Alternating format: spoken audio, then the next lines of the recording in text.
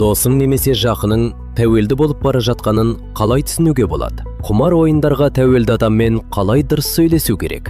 Жақыныңның құмар ойынға тәуелді болып бара жатқанын бір ғана белгімен емес, өзгерістердің жиынтығымен байқауға болады. Мысалы, ол жиі ақша сұрай бастайды. Неге жұмсағанын анық айтпайды. Телефонын жасырады. Көңіл-күйі тез өзгереді. Кейде тұйықталып кетеді. Кейде ашушаң болады. Бұрын бірге уақыт өткізетін адам енді үнемі бір жаққа алаңдап отырады. Психологтар мен аддиктологтар қатысқан ресми дәрістерде құмар ойынға байланысты қауіп туралы білімді кеңейту және өзара қолдау дағдыларын дамыту қажеттігі арнайы айтылды. Сондай-ақ семинарларда тәуелділіктің негізгі белгілері, алдын алу және жеңу жолдары түсіндірілген. Бұл жақын адамға ерте назар аудару өте маңызды екенін білдіреді. Ал сөйлесу тәсілі өте маңызды. Егер адамға бірден сен құрдың, өзің кінәлісің, қолыңнан ештеңе келмейді деп барсаңыз, ол қорғанып қалады. Дұрысы, айыптамай, байқаған өзгерісті айту. Мысалы, соңғы кезде сен көп уайымдап жүрген сияқтысың. Ақша мәселесі жиілеп кетті. Мен сен үшін алаңдайым деген әңгіме